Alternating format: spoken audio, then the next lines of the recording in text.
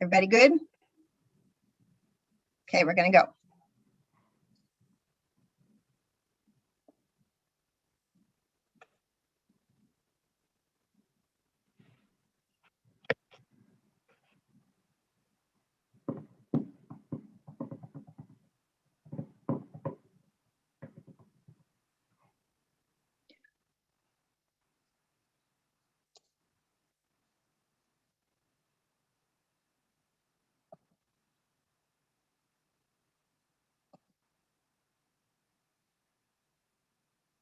Welcome, everybody.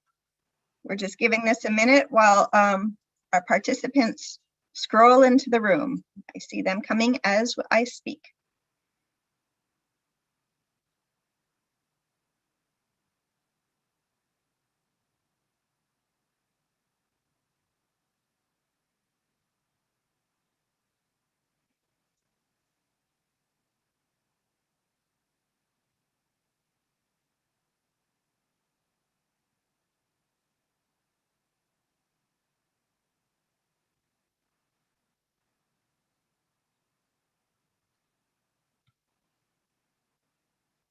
So as you're joining us, I see Caitlin is welcoming chat about where you're joining us from. Please put it in the chat. We're excited that everybody's here.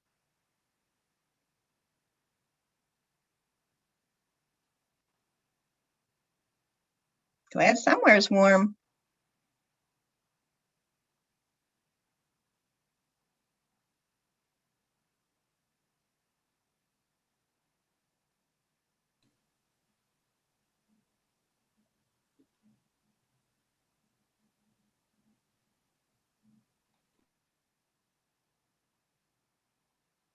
Thanks. If you're just joining us, we are waiting till the top of the hour as our participants roll into the room, but please welcome us from wherever you are in the chat. And we're really happy to see all of you.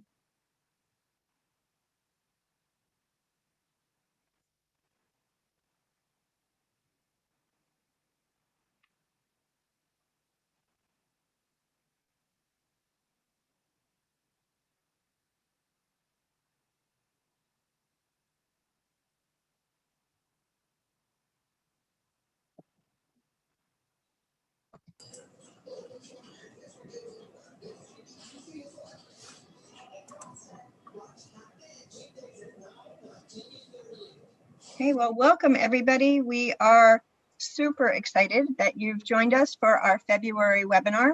As you all know, this is one in a series of webinars focused on interdisciplinary legal representation that we started last May. We were, as you can all remember, really sad not to be together in Denver, Colorado for our second annual or biannual conference on interdisciplinary legal rep. And so our committee decided that we were going to host a webinar series, and this is the 5th in that webinar series, and we will continue to have them until we can be back together. I just wanted to let you all know, though, and I guess I should have said hi, I'm Mimi Laver from the ABA Center on Children's Law, and I've been helping to host these webinars and put them all together. We will be together virtually May 20th and 21st for a parent representation conference. Again, we're sad not to be together in person, but we're happy to announce that we are going to have that conference, and registration will be beginning soon. So keep your eye out on the listserv for the announcement for registration for that conference. As you can see, we already have an active chat, and we are hoping that you will continue to greet each other and talk to our speakers through the chat. Many of you have joined us before, so you know that you have a couple of options. You can chat to everyone, which is what we'd prefer, but you have to make sure that you set it to the everyone drop down. You could also chat just to the panelists. And if you have a question to ask, please put it in the Q&A. So as you can see on your screen, we have an amazing group of people who are here to share the success stories that they've had over the last year and before doing interdisciplinary legal representation for parents.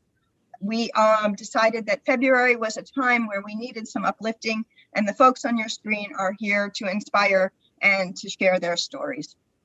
So without further ado, I'm going to hand this over to Teora Graves, who's a senior parent advocate at the Center for Family Representation.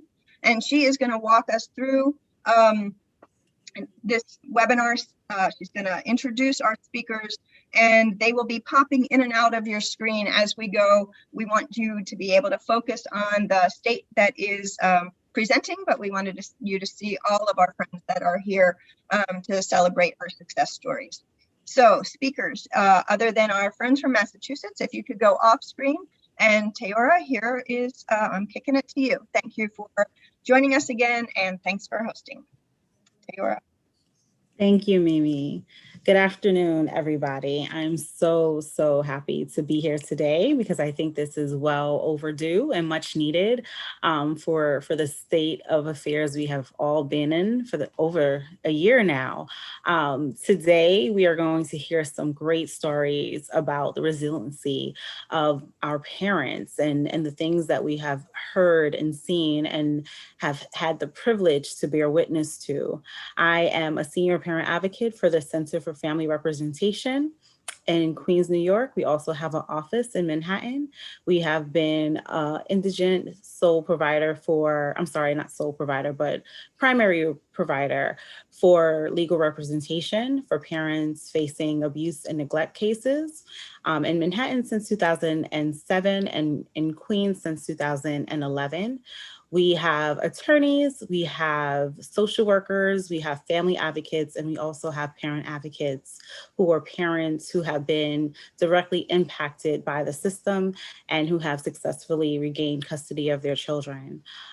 We have 5 parent advocates. I'm very proud to say that because I do believe that CFR understands and values the fact that parent advocates are the experts and uplifts the parent voice, because we do feel that parents should have voice and choice in regards to what happens with their children, no matter what situation they are in. Today, I'm going to highlight a parent, and I'll refer to her by Mrs. R, who at the beginning of all of this, I got a call from her on March 13th, 2020. Telling me that the agency wanted to have a conference with her to talk about terminating her parental rights. They also had canceled her visit for that day and wanted to do a conference over the phone. By the time I got back in touch with her, because I'm pretty sure we're all over the country, March 13th is significant because that is the day that everything basically went virtual in New York City. So there was a lot of chaos. There was a lot of uncertainty. I'm a person that likes to have all the information that I can in order to advocate successfully for my clients.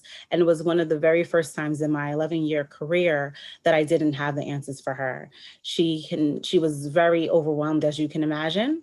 And the agency was being very difficult. They did not want to reschedule the conference so that I would be able to join. They didn't really provide her with a lot of information. We later found out that the foster parent was heavily involved in the conference, which is a violation because the foster parent should not have been privy to a lot of the information. And this is also a foster parent who has been problematic through the life of the case in regards to making it known from the very beginning that her intention was to adopt the children. So as you can imagine, it was very frustrating for our client. The first thing I did was call our attorney. I wanted to see what could be done.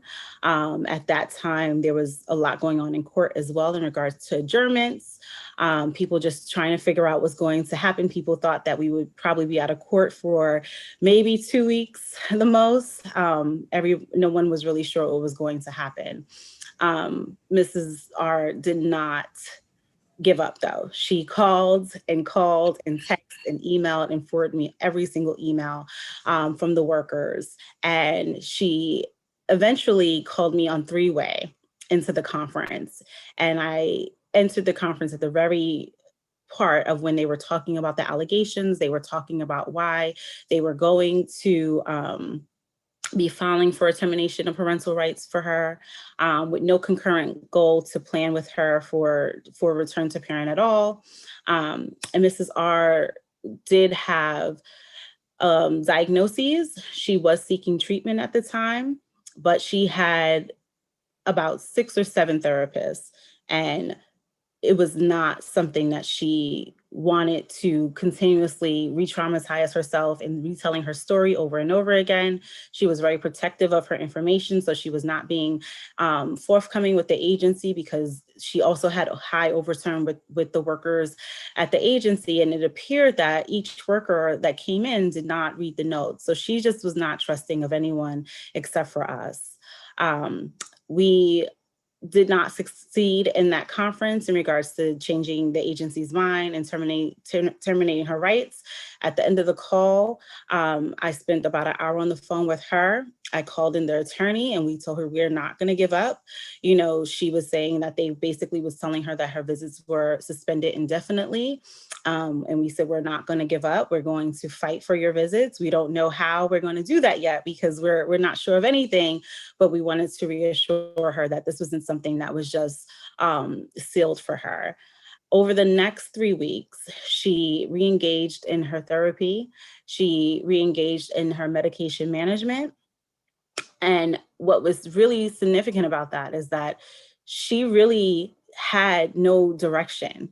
A lot of service providers were going virtual, and we realized about halfway through that this was something that actually worked better for her. And she did not have the anxiety of taking the train anymore. She can do it from the comfort of her home. She had the time to, she did her own research on her therapist and her service providers. So she was in control.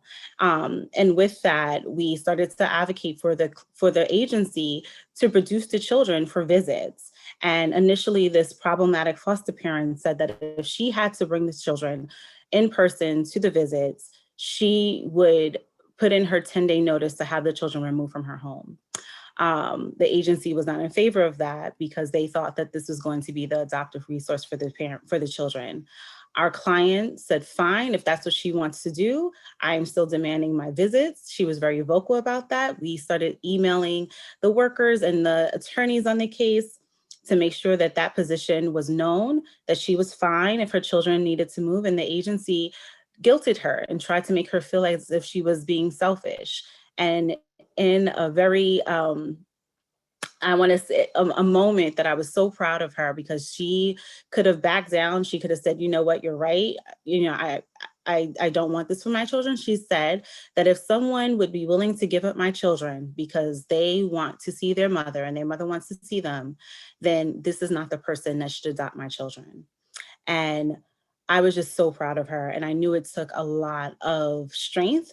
And, you know, her children she has one 11-year-old and she has a 7-year-old. So they're not small children. They were very aware of what was going on. They were also vocal of wanting to be with their mother and to see their mother. They wanted to make sure she wasn't sick with COVID. Every missed visit, they would think that something happened to her. So she started to do what she needed to do to make sure she communicated with them. And about 6 months in, we get a call from the worker saying that the foster mother has had a change of heart. She is no longer going to be a adoptive resource, and they would like to have another meeting to see what our client's plan was for her children. She was so ecstatic. And she immediately said, I just want them home. I don't want to have to go through all the hoops anymore. I just want them home. And one of the things that she did, she is one of those people that will do her research. She said, from my understanding, the agency does not have to do there's like a tier that a lot of agencies do here in New York. So they usually go to day supervised visit, to day supervised visits, to overnight visits, and then they do a trial discharge. And some combination in between those. She said, my understanding is they can just send my kids home if they think that I can parent my children safely. I have a letter from my therapist. I have a letter from my support group. You know, she asked us if we can give her a letter. We said we didn't think a letter from us would do any good because we would be biased because we knew how great she was doing, but sure, we would stand by her. And she successfully got her children reunited with her. There was so much work put into that in the last couple of months. The children have been home now for 3 months without any incidents. The children have made up a lot of schoolwork because they were also in a lot of services and they just was not able to focus. There was a lot that came out of the negativity that they were dealing with, being with a foster parent who talked very negatively about their mother, and they knew their mother better than anyone. And they just stayed so positive. And she sent me a text on Saturday, because she's one of those clients, it doesn't matter what time it is, she will text me to let me know what's going on. She sent me a text on Saturday and just thanked us so much, because she said for the first time, her children were actually in foster care for almost 3 years. She said for the first time in 3 years, she was actually able to take her children out and play in the snow and just have a good time. And, she just really was able to reflect on the simple things in life that matters. So those are the things that we really want to hear today and highlight. And, another thing before I pass it over to Massachusetts that I want to just say is that our parents have become teachers. They have become doctors. They have been so resilient through this time. They've made sacrifices that are unfathomable to people who are not in those positions, like whether or not they're going to go to work or stay home with their children. And I think it's time for them to be highlighted and for their voices to be heard and uplifted. So with that, I'm going to pass it over to Romina and Amy. Hi, everyone. Good afternoon from snowy and cold and rainy Massachusetts. Hope everyone else around has some better weather. My name is Amy Pont. I'm a social worker with the Children and Family Law Division in Fall River, Massachusetts. Hi, everybody. I'm Romina Silejian, and I am a trial attorney with the Children and Family Law Division, also in Fall River, Massachusetts. So Romina and I are going to share a success story from our office that occurred during this difficult time during this pandemic. We use an interdisciplinary model in all of our offices throughout the state. The model really focuses on a team approach to cases where the assigned attorney and a social worker collaborate together with the client. We each bring our own expertise and skills to each case to ensure that our clients are receiving the most well-rounded and thoughtful representation possible. To achieve success, we use this team approach to empower our client to work with DCF, that's what our child welfare system is called, and other community providers to achieve his or her goals. So before we share our success story, I want everyone to close their eyes. Just gonna have to trust everyone since you're not on video, and think back to March of last year when the pandemic really hit. Think about the struggles that you and your family faced, whether they be loss of employment, separation of family and friends, dealing with your children 24/7 with no breaks. Now imagine that you're one of our clients who has experienced the most devastating loss of all, the loss of his or her children, and that loss being exacerbated by lack of contact, bonding time.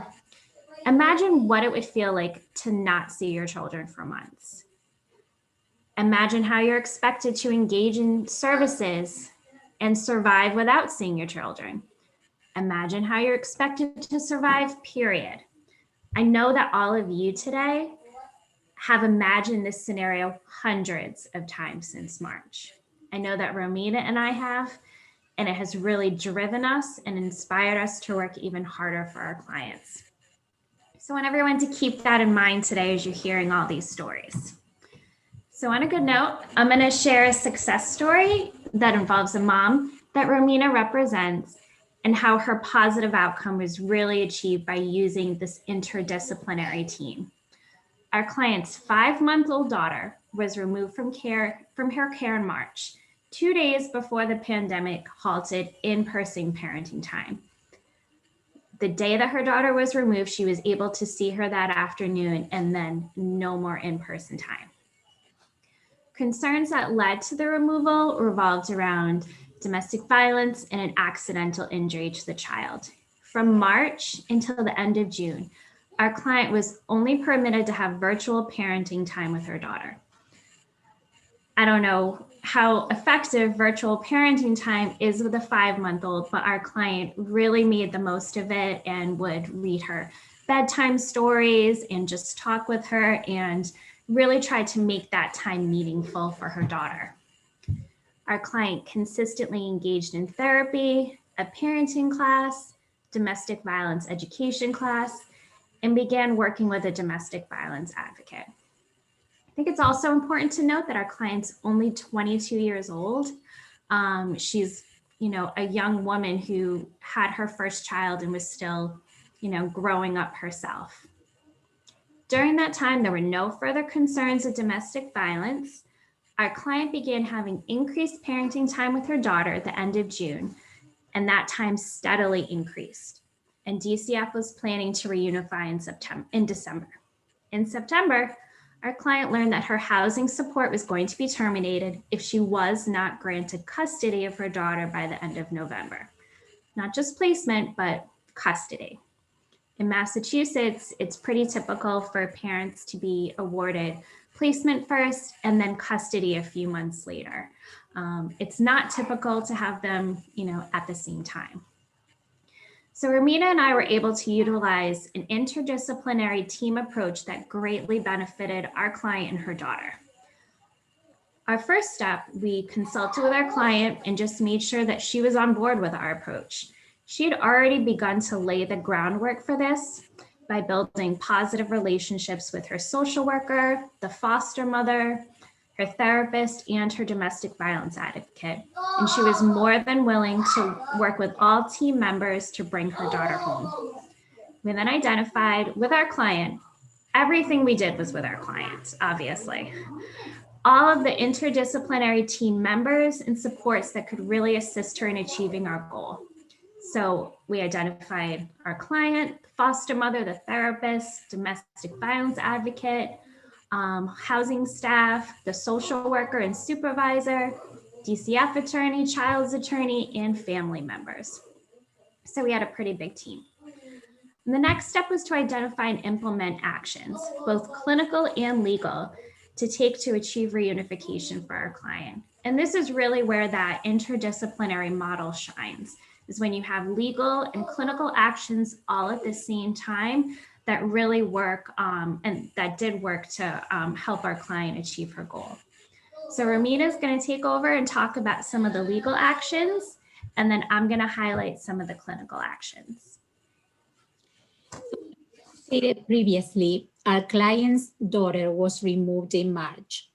I requested a reunification plan on 5 separate occasions in writing to DCF, legal and clinical, but no action was taken. I requested another reunification plan in early September, right before our client learned that her housing support would be terminated. After our client learned of the termination of benefits, I took several legal steps in September. I submitted a letter to home base advocating for our client to retain her benefits. I requested a rapid reunification plan in writing to DCF clinical and legal, and then I filed an emergency motion for a reunification plan. The judge granted an evidentiary hearing, and it was scheduled for the beginning of October. I then filed an appeal for the termination of our client's home-based benefits. In the beginning of October, the motion hearing began and was continued to the beginning of November, as all the parties agreed to meet to discuss the case. At the beginning of November, the motion hearing reconvened and conditional custody was offered to our client. So those were some of the specific legal actions that we have taken, but many more other actions were taken during this almost 2-month time period by both Amy and I. Amy will share some of those actions. I'm going to briefly share kind of what clinical actions were taken. Like Romina had said, we participated and advocated for several meetings with our client, DCF, and the attorneys on parenting time, engagement in services, assessment of safety and risk. We also, everyone all met with housing to discuss how we could maintain our clients' housing. Since DCF was able to understand that a little more clearly, we were able to develop a plan where our client could keep her housing. Our client developed a comprehensive safety plan with their domestic violence advocate. It was approved by DCF. Daycare was referred for. Our client began spending more time with her daughter in the community and finally at home. So really, the combination of our legal and clinical action steps and our collaboration with the interdisciplinary team ensured a successful outcome for our client. Many of the team members, especially our client, reported positive feedback about the process. And we're hoping that this positive feedback will lead these particular social workers, supervisors, attorneys to engage in this process with us again. Our client developed a better rapport with the social worker, and she felt that she was a valued team member instead of a mother who lost her child. Our client already had so many strengths, including perseverance, mindfulness, determination, resilience. And this model allowed everyone on the team to really see these strengths clearly. Trust was built, our client's self-esteem improved. In our office, our goal is to use this approach on all of our cases to achieve similar outcomes for our clients. And now more than ever, it's crucial that our clients be represented by these interdisciplinary teams to achieve long-lasting success. So that's what's happening in Massachusetts. So I hope everybody was inspired by that. I know we were, and can hopefully use some of these techniques in your own cases.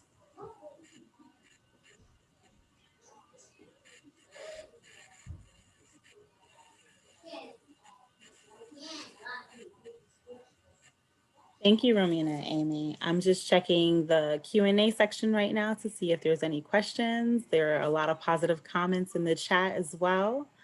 I don't see any direct questions to you two guys. And congratulations to your client, because that is a beautiful, beautiful way to kind of tie that up as well. At this time, I'm going to pass it over to Tanya and Jameson. All right. Okay, thank you. Good morning and good afternoon, everyone. My name is Jameson Tesser, and I'm a contract public defender with the Washington State Office of Public Defense, and I am based in Mason County, Washington. And Mason County is a rural county in Washington State. I have an active caseload of between 75 and 80 dependency and termination of parental rights cases. And prior to that, I was a criminal public defender with the Minnesota Board of Public Defense. And at the same time, I was also a court-appointed attorney for parents involved in the child welfare system in Minnesota. And I will just say there are many, many things to love about Minnesota. However, comprehensive parent representation in the child welfare system is not one of them. So it was a relatively large adjustment for me moving out to Washington State. And one of the biggest changes to my practice in transitioning to the great state of Washington was the addition of public defense social workers. And so now I have the esteemed pleasure of working with Miss Tanya McClanahan. Thank you, Jameson. Tanya McClanahan here. I'm a contracted social service worker with the Washington State Office of Public Defense. So Tanya and I chose one of our cases that involved a mother, and there were two sort of primary issues that the Department of Children, Youth, and Families had identified as safety issues when the children were removed from our client's care. The first was child neglect due to methamphetamine addiction, and the second was mental health instability due to methamphetamine use. And I know for the defense teams out there, everyone has experience working with challenging clients, and this really is one of those stories. And the story begins on a busy Thursday dependency docket. Typically, we have back-to-back court appearances beginning at about 8:30 in the morning, and the day usually lasts until 4 or 5 p.m. This was one of those days. And the security officer in the courtroom approached me and pointed out that there was a very angry mother in the corridor and that she wanted to talk to me. And I kind of glanced over his shoulder and I didn't recognize her, and I really had no idea why she would be so upset with me. And without having been provided the state's petition at that point and having really no time to break from my dependency docket, I attempted to briefly explain the child welfare process the best that I could with the amount of time that I had. And I think it's needless to say that the client was not satisfied at that point. We did show up to the shelter care hearing the next day, and the client was extremely resistant to the process and really very skeptical of me. And I think that these are very valid emotions at this point in the case. But with relatively egregious facts, we agreed to shelter care, and we eventually agreed to dependency. And at that point, the client was not getting what she wanted, and this just increased her skepticism of the system and of me. And at a later point in the case, this is the point where she considered terminating my representation, but I'll get to that later. After the court made a finding of dependency, this mother joined our family therapeutic court program available in our jurisdiction. It's called Family Reunification Court. And the client had a lot of questions and needed regular encouragement and reassurance. And it was really more than I had time to offer her. And so I really needed help. And it was at that point that I asked Tanya to join our case. And so when I met this mom, I do an intro with parents and I explain my role. I fall under attorney-client privilege. I ask permission to be their voice until they can find their own. I also let them know I only work for them and answer to them and their attorney. That I may work with many, however, I only answer to them and their attorney. I also explain to them if there's ever any questions or confusions or something does not sound right, I ask that they please call me first. Ever any slip-ups, call me and we'll get through it together and process what to do next. I inform them that if they ever need anyone's contact information, I will get that for them too. Even if they lose it, please ask again. I'd rather give it to them 5 times and then them not have it once. Then we will, and I also ask that if no one gets back to them like in a timely manner, please let me know that too. Then we will remind those professionals whose case is more important and whose case that you want on top of their stack. And I also let the parents know to not wait for someone to come knock on their door and check on them regularly. That most likely will not be happening.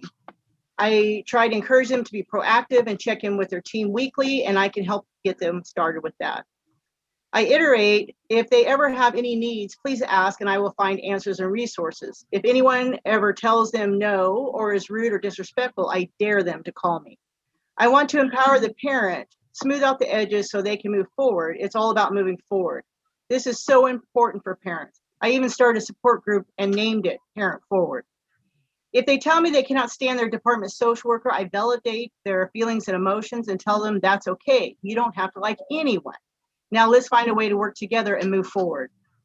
I also make sure they and others know when a parent feels stripped and gutted alive, they are allowed to have extreme emotions. Their heart has been ripped out of their chest. It's the ones that don't show emotion I worry more about. I sit with the parent and I ask them what their plan is, what they want their case to look like. Then I give us both things to work on to show it's a team effort. Then I tell them, okay, this is our plan. I will work for their plan. And they can call me next week and say, Tanya, I've changed my mind. Then we can work for a different plan. I remind them this is their case and they still have rights. And let's work towards their end goal. I meet them where they're at and work from there, wherever that is. I also make sure they know they now never have to sit at any meeting or hearing alone again in this case. I absolutely love what I do. I assist parents with day-to-day, case-by-case stuff, and I can help best support my attorneys for court. I go to work every day to help one more parent move forward. Thank you. And I think it's important to note that when Tanya is assigned to a case, the court is typically relieved and encouraged. Tanya's skills, her empathy, her lived experience, and her ability to connect and build rapport with parents lends credibility to the case in the eyes of our judicial officers. So I regularly inform the court when Tanya is assigned to one of my cases. As the story goes, the client began to engage in outpatient treatment, but she was still skeptical about whether she needed treatment or needed to even be in the child welfare system. And so Tanya and I continued to reassure her, and Tanya really increased her regular contact with this mother. Despite that, the client continued to be very resistant to the process. And shortly thereafter, we learned of a relapse. And based on that relapse, the mother was recommended to attend outpatient treatment, inpatient treatment, which really just angered her even more. And she needed a lot of support and encouragement, more than I could provide, and in all truth, more than I know how to appropriately provide. And that's really where Tanya went above and beyond in this case. The client needed to go to inpatient. She was resistant, and Tanya said that she could transport her. Yes, and so I made contact with mom, and she asked me to meet her at a very rural location, of which I did not exactly know which house it was. So I sat alongside the road in the general area. I sat there for some time waiting and waiting, texting and texting, and she finally showed. We were at her ex's house in junkyard owned by his dad, so she could hide her vehicle from her recent ex. So I got to meet first baby's daddy. We get her loaded into my vehicle with her bags ready for inpatient. Then she needed to go to see her recent ex and father of baby number 2, just one more time before leaving for inpatient, so she could truly work on letting go of that relationship. So I was able to meet with him and his mother at their location. And then after that, we stopped by the convenience store, and I asked her to pick out some snacks and drinks for the road and any last caffeine she wanted. Then we headed to inpatient, and this was a ride I started to really get to know her and some of her underlying history. Also, that she had mommy and daddy issues, as she said, that she did not understand. By the time we got to inpatient, she wanted to adopt me. I really love that story, and that's one of the reasons why we chose this case.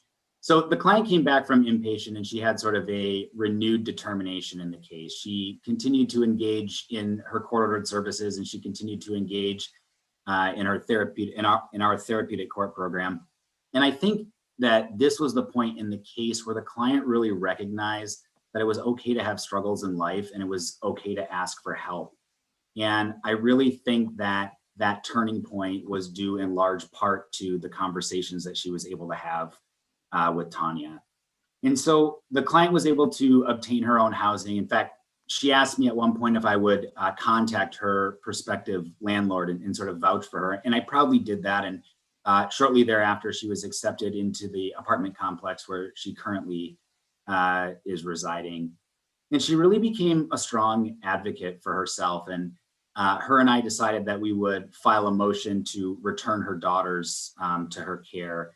And Tanya was able to assist and be present in the negotiations around a safety plan for the return home. And ultimately, it was an agreed return home with the Department of Children, Youth, and Families. And it was an agreed return home because the department social worker was also invested in the case. And although we butted heads on many issues in the case and continue to butt heads on many cases today, we were able to work together, including Tanya, to craft an agreed return home that satisfied all parties. And so with a new apartment and the children returning home, the client had a lot of needs that Tanya was really able to assist with. I was able to meet her in her home and do a walkthrough. I was able to get her a big flat screen TV, some house plants. I want to find the basic needs that the parents feel are important to them. Then I connect the parent with the resource. This is their case, their story, not mine. I also kept weekly check-ins to help her hold herself accountable and affirm new habits and a lifestyle. And so eventually, the client completed all of her treatment programs. And if you remember earlier when I stated that the mother was prepared to terminate my representation, this is the point in the case where she told me that. And she told me that in the context of another parent at the beginning of his case who happened to be sitting next to her in court. And that parent had offhandedly mentioned some frustration with my representation and considered also terminating my representation. And this mother's response was, "Don't do that." And then she proceeded to tell him her story. And so the work that that Tanya and I did on this one case ended up having ripple effects on other cases in our jurisdiction. So eventually I assisted the client in obtaining parenting plans for both of her children that gave her primary custody. She graduated from family reunification court and the case was dismissed on the same day, just in time for our Reunification Day celebration in Mason County. And it's one of those stories where the client came into the system addicted to drugs, unstable mental health. Her children were removed from her care, and she left the system sober with her kids in her care, parenting plans for both children, housing, employment, and a lasting network of support with her public defense social worker, her attorney, and even her DCYF social worker. And so in thinking about this presentation and thinking about my sort of takeaways when working with public defense social workers, I think there's really two primary takeaways. Defense social workers, especially ones with lived experience in the child welfare system, have a unique ability to build rapport with clients through a common perspective. This is just something that my privilege in education will never allow me to bring to a case.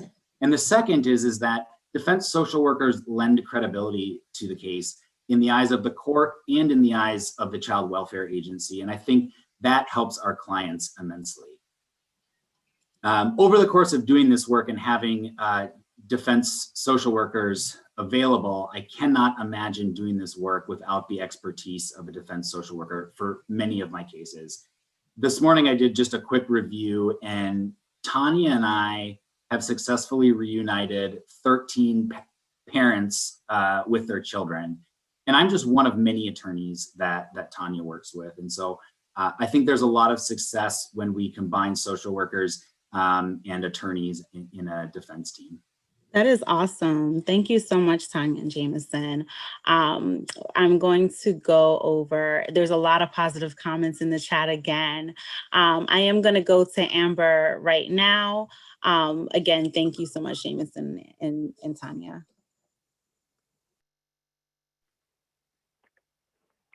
Hi, everyone. Good morning, good afternoon from wherever you're calling from.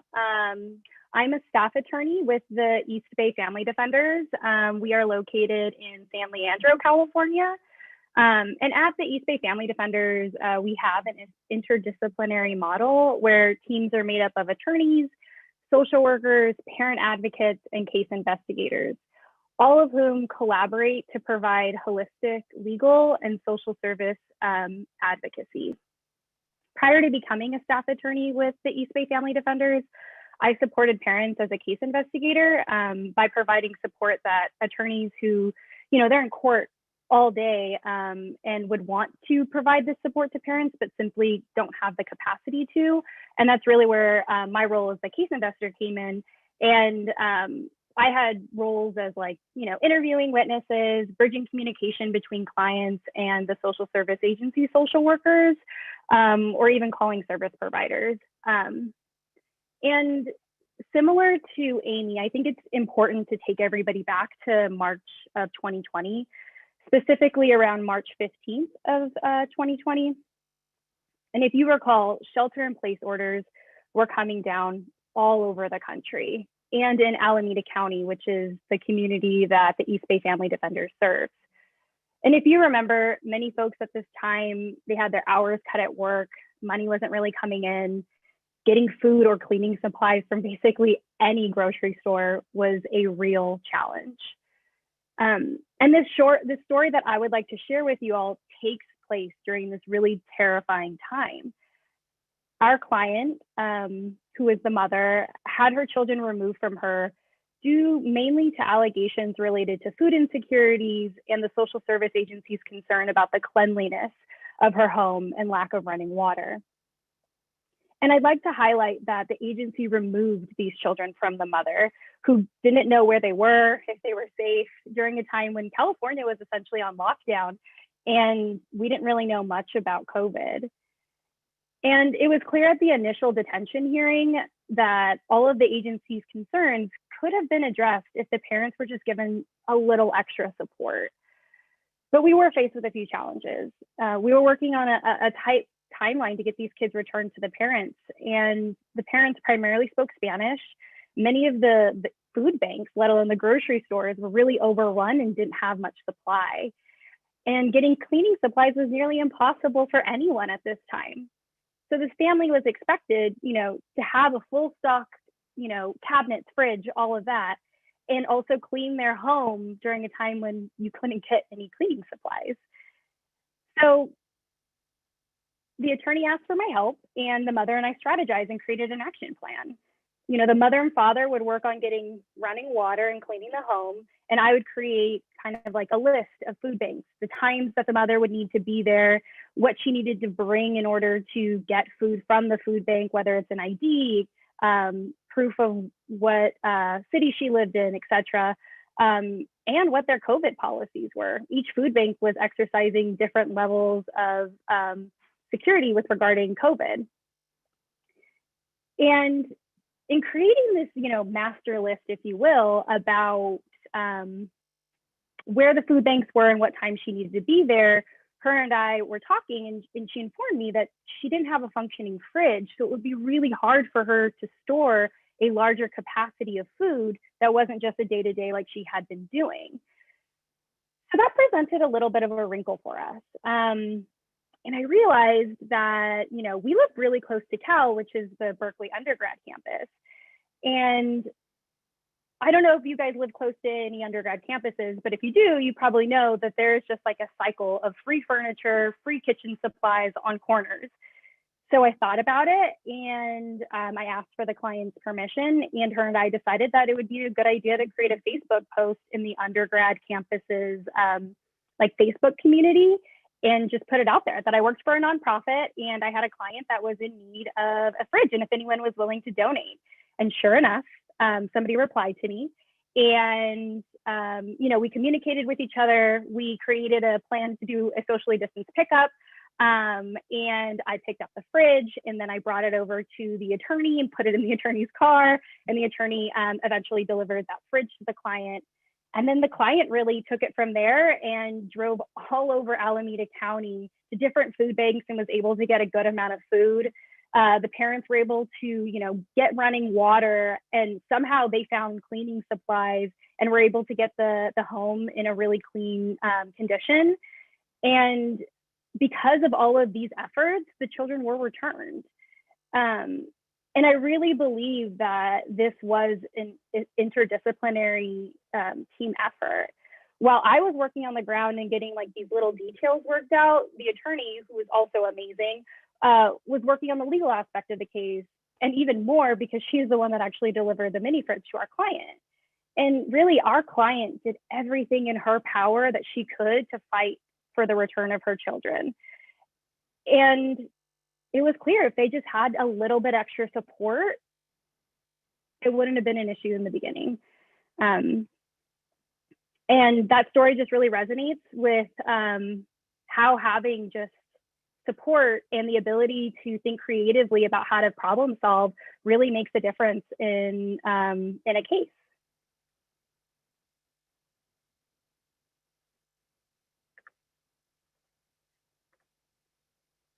And that's all I have for my story. Thank you, Amber. Thank you so much. I know Bree had a question for you, so I'm going to open it up for Bree right now. So you have some time before the next presenter.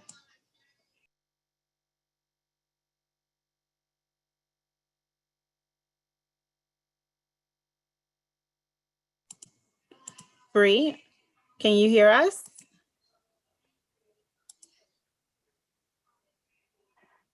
I think I can elaborate maybe on what Bree was going to ask me if we still have some time. Yes, we do. Okay.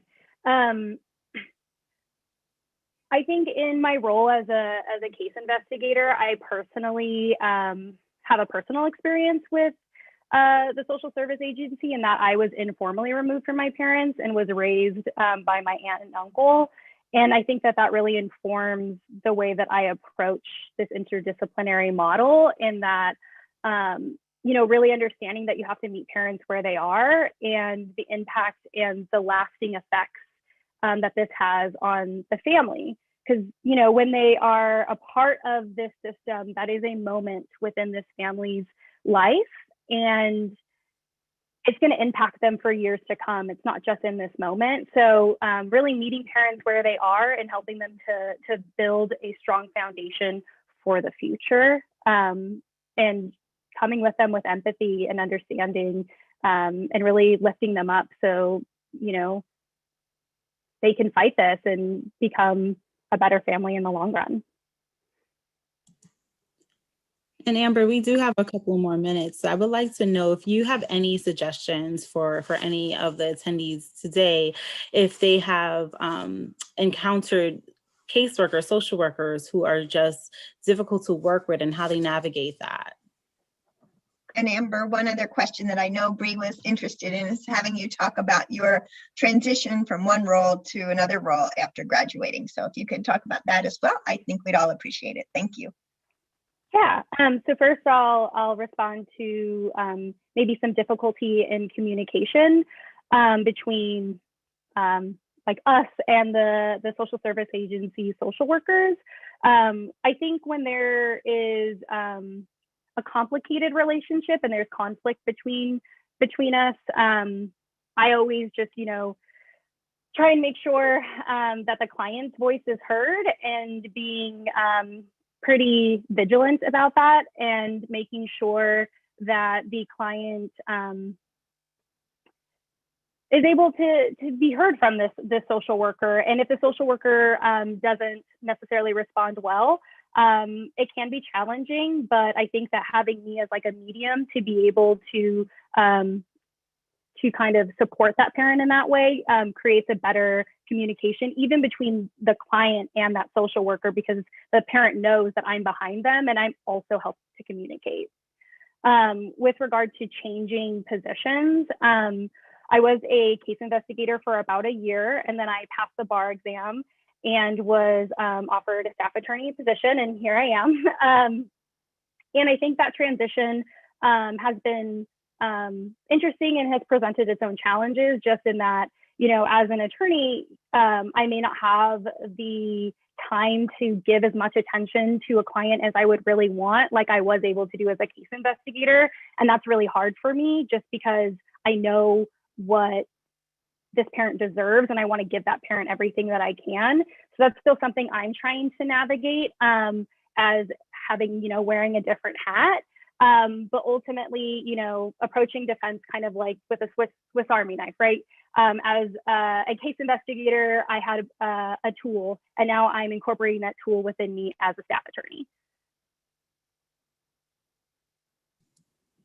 I'm loving all the stories and just hearing about all the zealous advocacy, and definitely firsthand experience is something that connects us to the work in a different way that a lot of people don't understand, but our clients appreciate it so much. Thank you so much, Amber.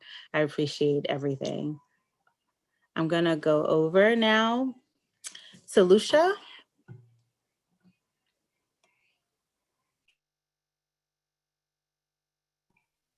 It would help if I changed the mute button to on. Good afternoon, everyone. It's a real honor to be here with colleagues from all over the country.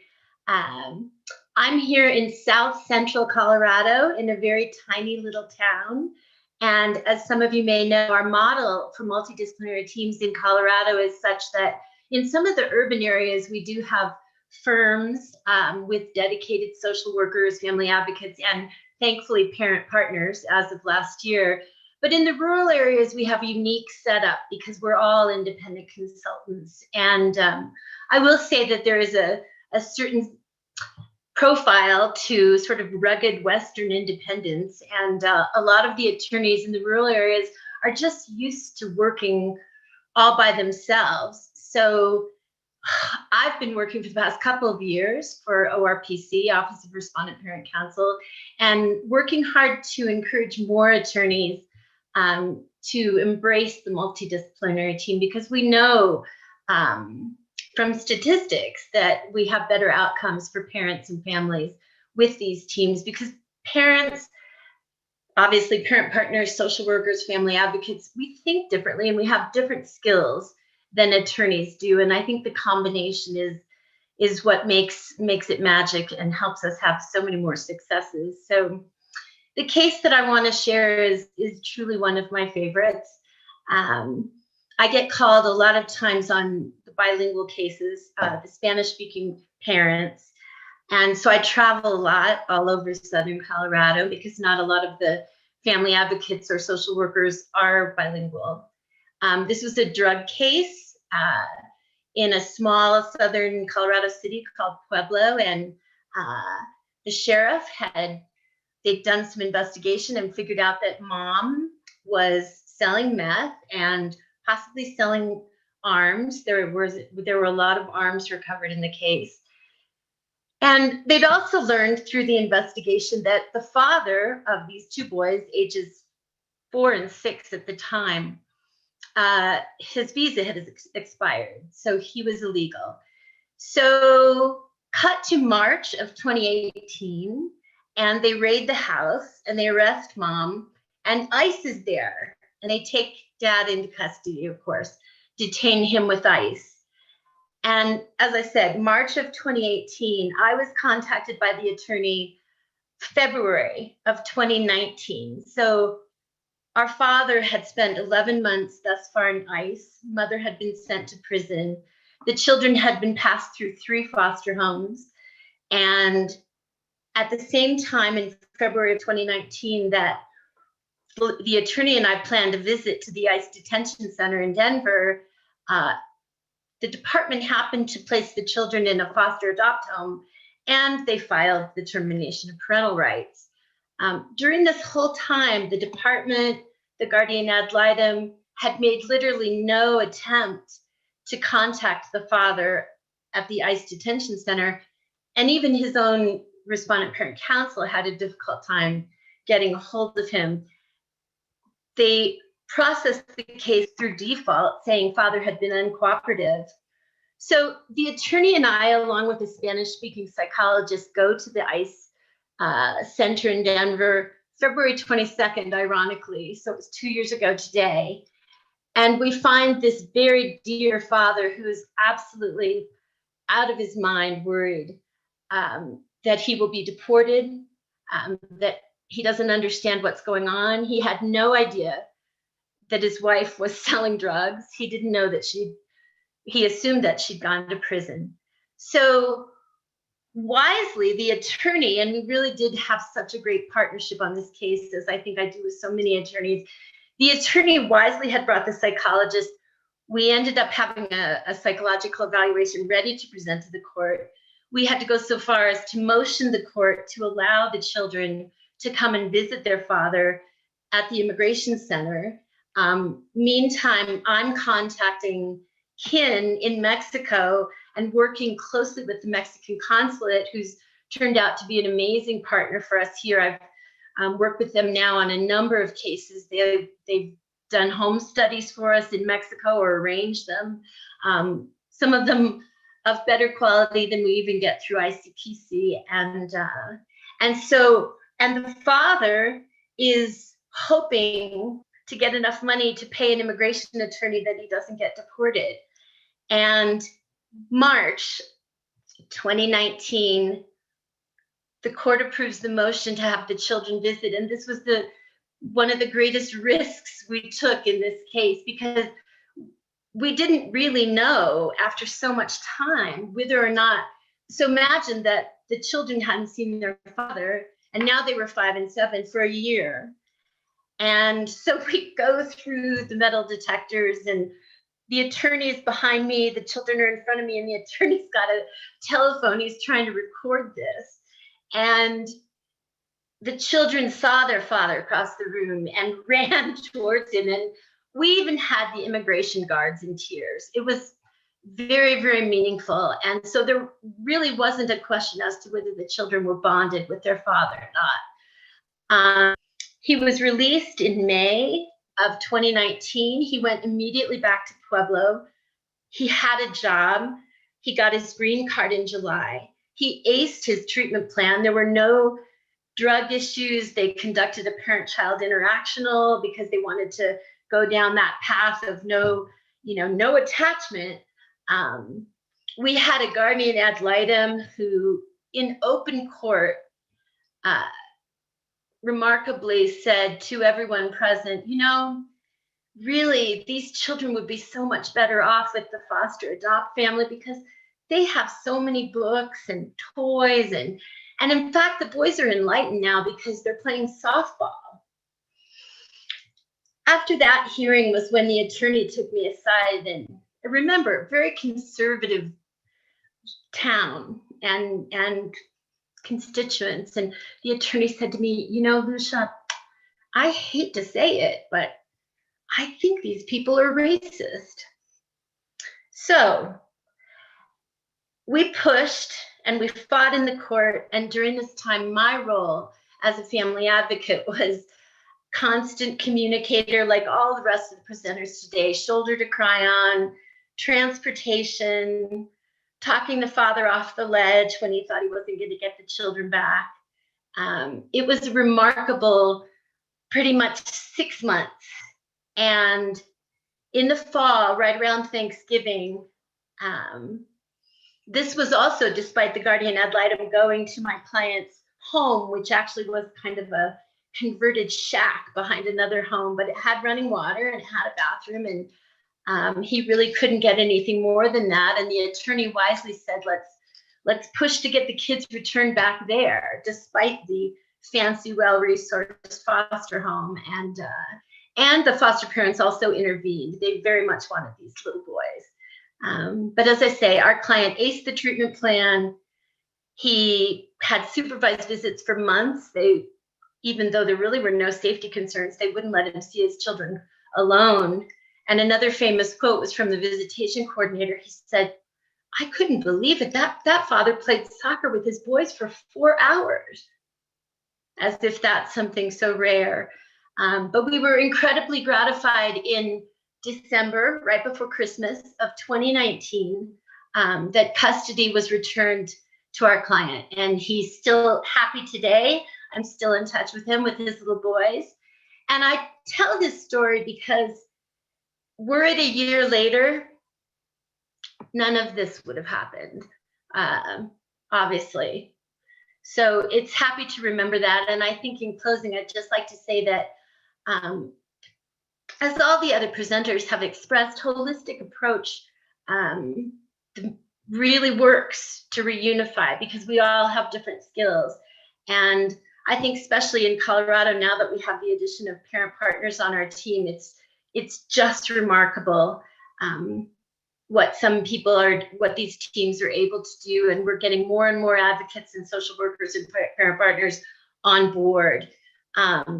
In rural areas, we really have to think extra hard and think outside the box and change people's patterns of working by themselves in isolation and thinking, well, we're in a rural area, so we can't do that because we don't live on the Front Range, Denver, Boulder, Colorado Springs. I would also say that a lesson learned in this case that's very important and close to my heart is that kin is kin. And in this case, were our client to have been deported, there was an absolutely viable aunt in Mexico. We produced a home study. She was absolutely able, willing, ready to parent these children for her brother. And we had a caseworker from the department in this case who said to us, if I have to go to Mexico to look at that home, I'll quit. Kin is kin. And frankly, Mexico is closer to Colorado than New York is. But, and lastly, I would say, I think as family advocates and social workers, although certainly I'm careful going to different communities and communities that I'm not familiar with everyone, we need to call out biases. We need to hold people accountable for trying to superimpose these values upon families for whom these are not their values. On Saturday, because I pretty much don't turn off my phone for my clients, on Saturday, one of my clients said, bless you. And I thought, wait, bless you for trusting me and allowing me to help you in your very, very darkest time. And so I would say there's so much grace in this work, and it's an honor to be part of it. Thank you, Lucia. That was so inspiring. I did hear you say that you were the point of contact for the father when he was having a difficult time. Do you mind sharing some inspirational things you might have said to him, just to give us a peek in to what that was like? I spent many Saturday evenings and Sundays, because he works as a roofer. So he would fall apart. He would let himself feel all these emotions when he finally got off the roofs. And he would call me and say, is it worth it? You know, are they going to take those kids? You know, how can these people be telling me that I'm not a good enough father? I haven't done anything wrong. So I really would I don't think there's anything specific that I said, Teora, but I try really hard to be a good listener. And I just spend a lot of time talking him off the ledge. And it was very poignant, because there was, as I've mentioned, there was such a socioeconomic disparity in this case with this foster family and my friend, our client in the shack. And it's not really a shack, it's like a studio, you know. But he was very, very proud of the fact that he didn't think money was important to raise these kids well. And I will tell you, so these boys, one of them just turned 9 a couple weeks ago, and his other son will be 7 this month, and they are healthy and happy, and they still live in their one room. Awesome. Abode. Awesome. Thank you so much again. Thank you, Tiara. No problem. We're going to go over to Sarah and Antoinette now.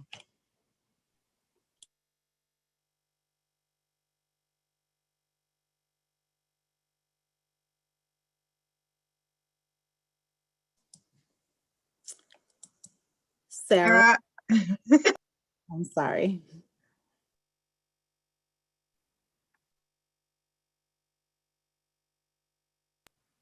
Sarah, we can't hear you. Antoinette, can you say something, and hopefully we can hear you, and Sarah, we can figure out what's wrong with yours. Hi, everybody. Can you hear me? Yes. We can hear you. Okay, perfect.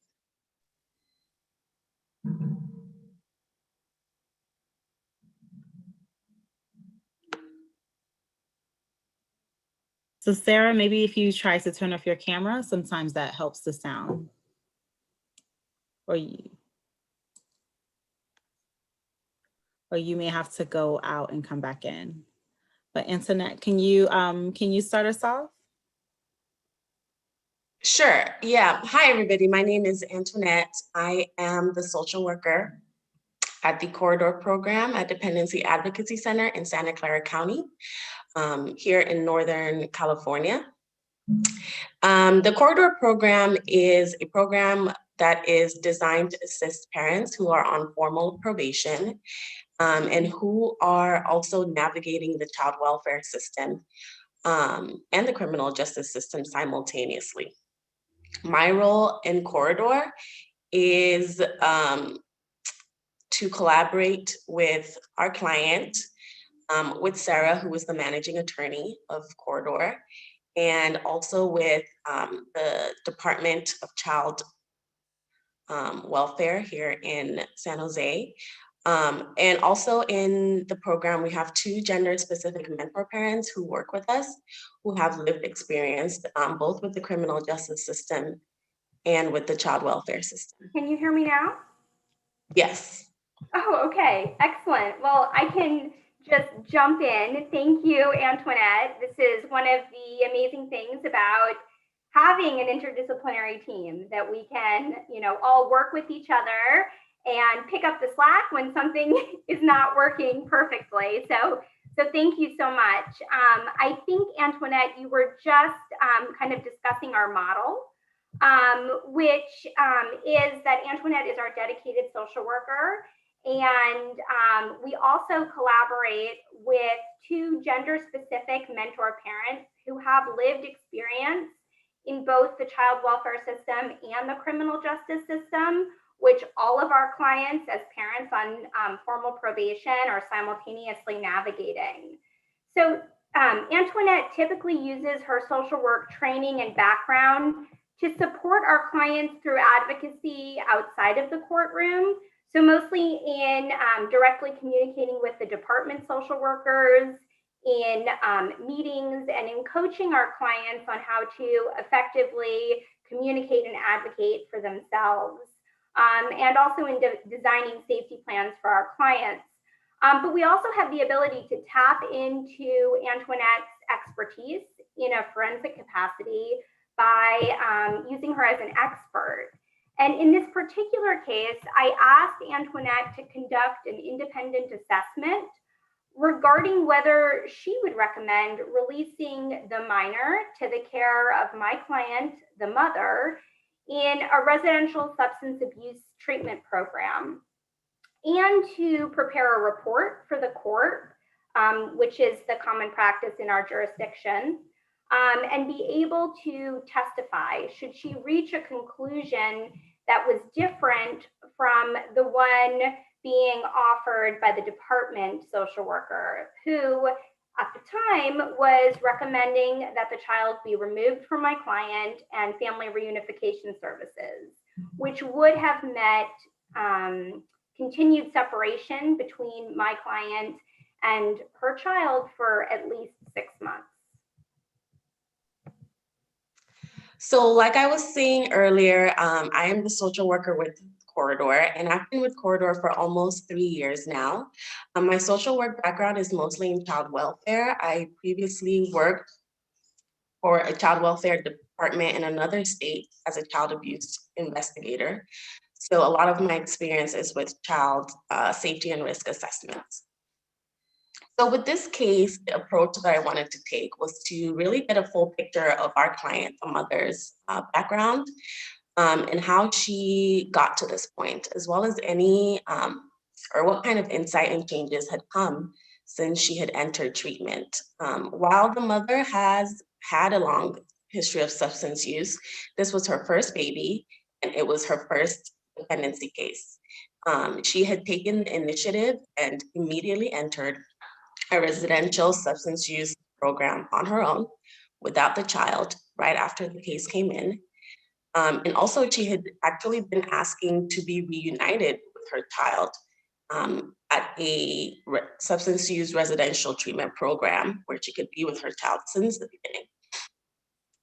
As part of my assessment, I wanted to talk to different service providers, family members, friends, anybody who could provide some insight into the mother's relationship with her child prior to removal, her history with substance use, her childhood, mental health, treatment progress.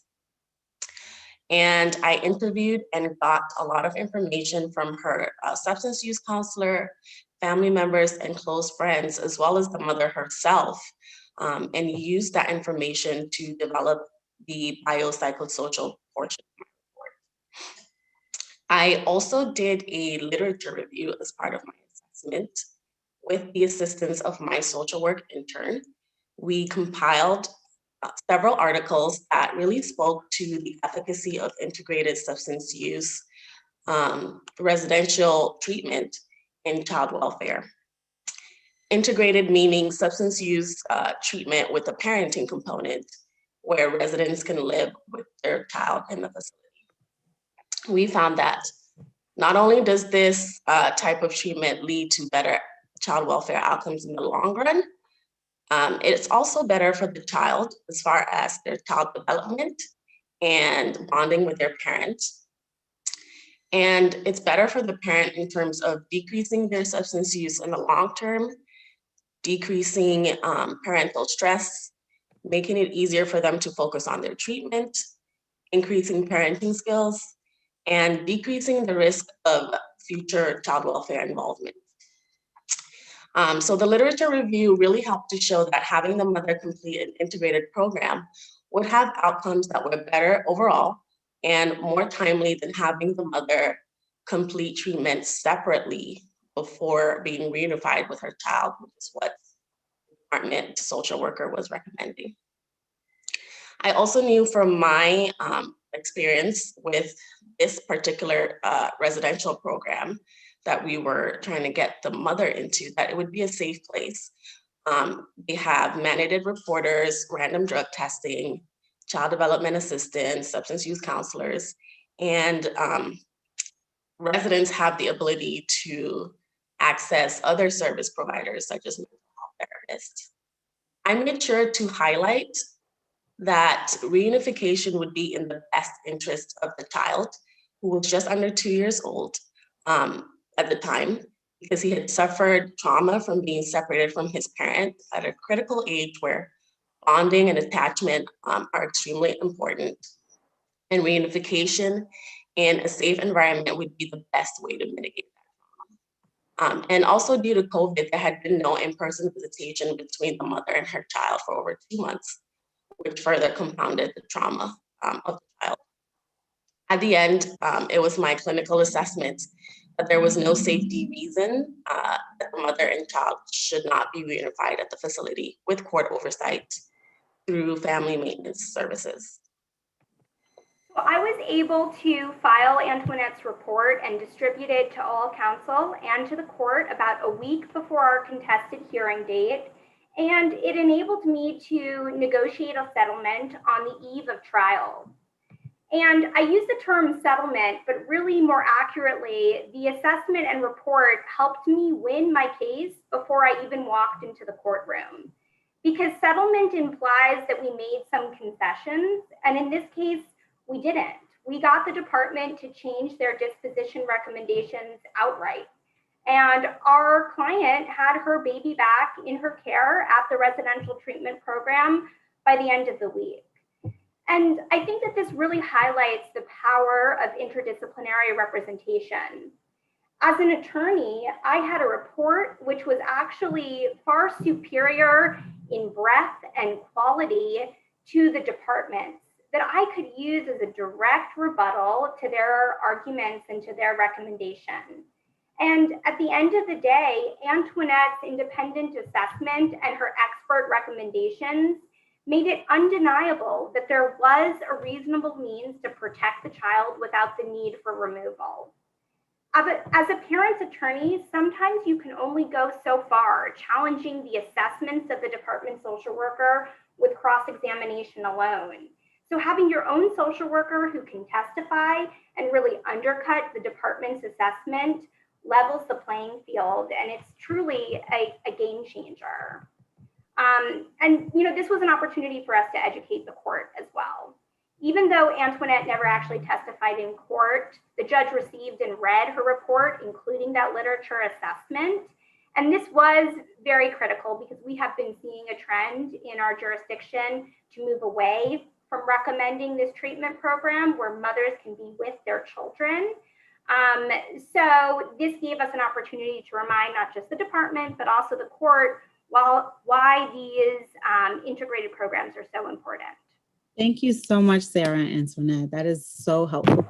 And we do know that other jurisdictions do not have their advocates and social workers testify.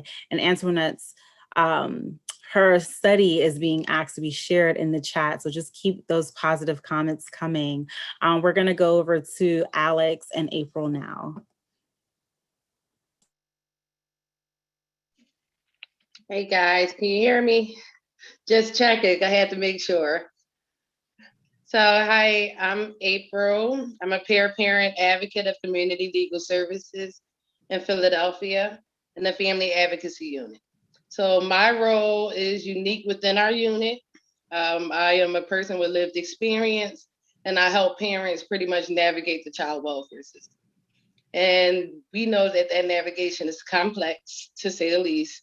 So I'm everything from a listening ear to a ride sometimes, a connection sometimes, and whatever our parents need. I believe in walking with every last one of my clients from start to finish.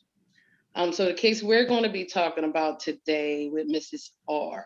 So, and I said Mrs. R, Mrs. G. In the beginning of this pandemic, I had cases a case that came across my desk. Now we were tasked to call out to all our clients, all different clients, and I was catching up on this case. So when it came to my desk, it was already in the process of a goal change.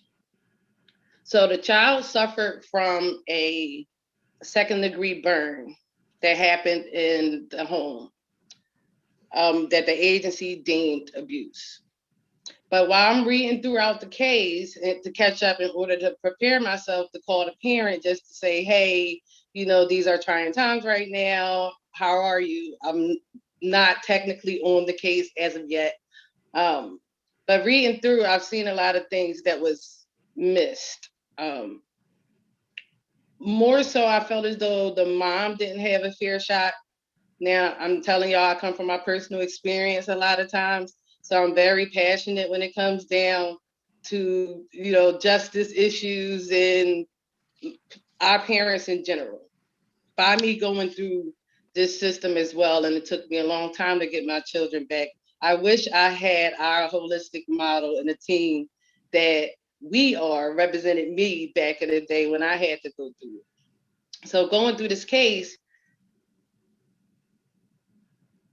it was frustrating to say the least, as far as what the mom was going through.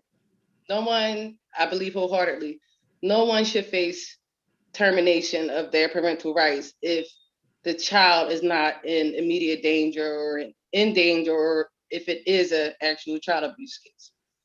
So before I called mom, I called the co-worker, which is our city's case managers, to ask, hey, what is the barriers to reunification? So asking a co-worker this, she said things like, mom can't stay clean, and I think mom is a chronic relapser or something like that. So me, myself, I'm in recovery. So when I heard that, I'm like, hold on, wait, pause. Did I miss something while going through mom's case? What is mom's drug of choice? And she said, marijuana. I'm like, hold on, what? So this case is being pretty much held back due to the fact that mom might possibly be smoking marijuana, which was an outrage for me. So I goes to mom's house. I know at the beginning of the pandemic, we were social distance. She had her mask on, I had mine on. And I'm like, give me every paperwork, anything that got signed, anything you've done so far. So it turns out mom had just completed parenting classes, like a lot of the objectives that was on her case plan, she had met already, but it was still in the process of a termination. So that's when Alex stepped in. So I'm Alex Dutton. I'm a staff attorney at Community Legal Services in our Family Advocacy Unit. And all I do is represent parents in abuse and neglect cases in Philadelphia. And so when I got involved, April had already done quite a bit of investigation on this case. And what I really think one of the big points we want to share with you is kind of the difference between having just an attorney with a huge caseload on the case versus having a holistic team on the case to kind of turn this case around. So when April first got involved and asked me if I wanted to be involved in representing this mom, our client, the agency had already filed petitions to terminate her parental rights. So the posture of this case from a legal standpoint was that we were fighting to protect her parental rights.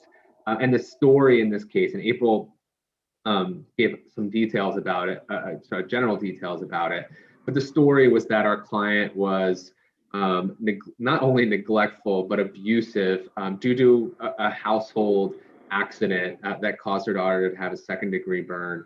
And that has been the narrative of this case, right? From the very beginning. Like, this accident has been blown up to be some sort of horrific act of parenting that had this parent not been poor, had this parent not been Black, would never have been considered even a transgression, let alone one that would put her on the child abuse registry for the rest of her life and keep her from her daughter that she had raised for the first 5 years of her life without issue. So what I think I want to highlight about this case is from the moment we got involved, April was bringing her expertise as a peer parent advocate to the table long before I got involved. But she does so much more than just that. She's also investigating the case and supporting our client and empowering our client. Our client had already, people have talked about, including their clients as a member of their team. Well, she was her team for about a year and without anybody else around her. And we kind of filled in the gaps around her and lifted her up where we could, because she was, as April pointed out, already making progress on her case plan goals. But right away, I think the both of us kind of put our heads together and we said, well, wait, none of this, when we look at this case, we see something very different than what all the court filings say and all of the conversations we had with the agency caseworkers were giving us. And we started changing the narrative to the way we saw it almost immediately. And we did that in all sorts of ways. It wasn't just like in court filings, although we can get to that. We got to that point eventually, but in conversations with caseworkers, in conversations with service providers, in conversations with the lawyers for the agency, we just totally flipped it around. And I wanted to file a motion immediately when I heard the facts of this case to get this child reunified with our client. Unfortunately, there are a number of reasons why we did not do that. We ultimately did, but I'll kind of let April talk a little bit through the progress of this case in the middle ground there. Yeah, so my investigation was kicked in. I think we got like 2 minutes, Alex. So I talked to the visitation coach, her program, her IOB program, the foster parent, and pretty much anybody who had anything to do with the case to try to figure out, one, their take on mom's progress and what she's doing. And almost everyone I spoke to about mom had a positive comment about it. Like, she is clearly someone who has loved her child and still do. So with that, I'm collecting progress reports and anything else I can put my hands on and sending it over to Alex. We're having conference calls, Alex and I, with key people within the case and outside of the case. We're having conferences with the foster parent and our client to ensure that relationship and keep that relationship open. Alex did so much inside and out of court. I think we both pretty much took on a lot of things outside our roles. One thing I would add is April really developed a record to support the narrative that we thought this case was about. It wasn't like we made this up. This was what our client's experience, and eventually that led to me filing a motion to reunify this child, which told that narrative. And it told it with supporting exhibits, like affidavits from her visitation caseworker, who worked for the same agency that wanted to terminate her rights, but was saying, I don't know why my superiors are doing this. Essentially, she has the strongest bond I could ever imagine with her daughter, and vice versa. And then we got, that wasn't it. There was a series of sort of affidavits and case records that we produced. And we challenged the narrative. We challenged we challenged whether this would happen to a differently situated family, and whether or not this was actually abuse to begin with. We didn't relitigate that question, but we raised it sort of tangentially. And we're still fighting. Our motion was denied, but it did change the narrative, and the agency, ever since we filed that motion and started talking about this case differently, has basically said we're not terminating this parent's rights. There are other roadblocks, and I will say having a holistic model that also includes social workers, and this is to the point of the last presentation and to Antoinette's role.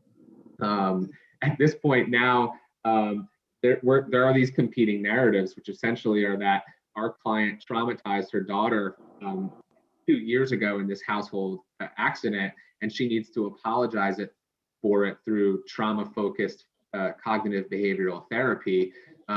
which is all totally focused on punishing our client and not supporting a trauma narrative with this child. So we actually brought in our social work, one of our social workers, who has clinical background, to take a look at it. And she then helped us connect with a professor at a local university who had experience with TFCBT, who said that's not what TFCBT is for, who connected us to a practitioner who wrote very similarly to what Antoinette did in the case that they just talked about, an expert report, which basically says this child was never appropriate for TFCBT, and actually what is appropriate is for this child to be reunified with her mother. Not someone who works at our unit or in our office, and we haven't done that much of defense sort of expert or the defense social worker expert work. It's a really interesting idea. So this person actually works for a different agency, but it's very similar to what Antoinette was raising. But all the while, I would also say that while all this is happening, we have developed such a good rapport with our client, and have just, April has supported her in so many ways, and it's just a very happy relationship, despite the trauma that is constantly being imposed upon her. Thank you so much, April. I would just ask all the panelists to come back on screen so we can say our goodbyes. And while we're doing that, I would just like to thank everyone for joining us in this very important discussion. I hope this is not the first, and I hope this is not going to be the last. But one of the things that I will say is I'm hearing a lot of people talk about service plans. And one thing to take away is that parents have voice and choice. And I've heard that throughout the stories. So when we're talking about service plans, just advocating and pushing for our parents' voices and our parents' needs to be reflected in those service plans, because these are their children that they're fighting for. And you guys are all doing such an amazing job and being those advocates. And I heard so many people say what a privilege it was to be involved, and what a privilege it was for our clients and our parents to trust us with such precious things, the most precious things in the world, right? Their children. And we know how impactful all of our voices are. But the fact that we're all choosing to wake up every day and do this work for the people who need us the most is something that, as an impacted parent, I cannot thank every single last one of you enough for. This has been amazing. And like I said, I really hope this is not the last time that we all are together.